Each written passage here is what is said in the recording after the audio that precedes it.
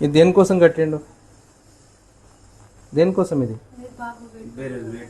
Wait పెరగాలంటే ఇది ఇది పడుకుంటలేడని. ఇది ఇంకా మెడలో ఇంకోటి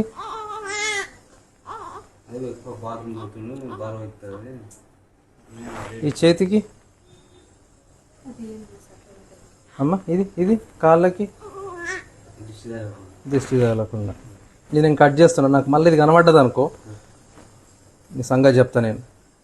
అని మెడల ఊరేసినట్టు ఇన్ని తాళ్ళు వేస్తే ఎన్ని చూడు ఒకసారి, ఇది ఒకసారి చూడు. ఏం చెప్పాలి మీకు నేను, ఎట్లా చెప్పాలి? ఇంకా తీసేవతలు వాడే.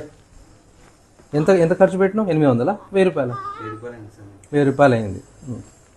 1000 రూపాయలకి వీనికి ఏమైనా ఖర్చు పెట్టినా వీడికి మంచిగా అవుతారు కదరా, అవునా లేదా? దీని మీద ఖర్చు పెడితే మనకి ఏమైనా మంచిగా అవుతుంది కదా. ఇప్పుడు పాల డబ్బా కావాలంటే పాల డబ్బా కొనుక్కున్నా కానీ పాలు సరిపోతలేవు అంటే పాల డబ్బా పెట్టుకున్నా మనకు ఏమన్నా ఉపయోగపడుతుంది కదా, అవునా లేదా? ఆనేమనుకో ఉట్టిగా తాళ్ళకి దారులకి పోయి వచ్చేసి 1000 రూపాయలు కట్టొస్తుంది. అట్లా ఎంతమంది ఉన్నారు ఇంకా అంత దగ్గర దోస్తులు చుట్టుపక్కల అంతా అదే పని ఆడికి అదే నడుస్తుంది కాదు. మీరు చదువుకున్నారు కొంచెము, అవునా కా బిడ్డ? చేతిలో ఫోన్ ఉంది, అవునా? ఏం చదువుకున్నావు నువ్వు? నువ్వు చదువుకున్నావు, డిగ్రీ చదువుకున్నావు.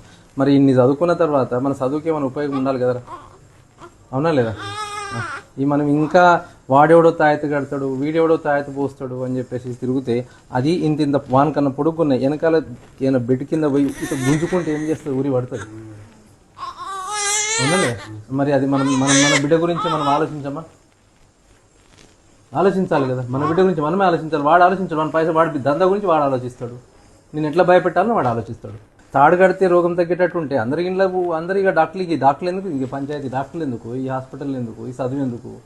ఇక అందరు కూడా మేము కూడా తాడు కట్టేసి తిరుగుతుంది. ఇక బయట కూర్చొని మేము కూడా తాడులు కడితే పని అయిపోతుంది మీ లెక్కన.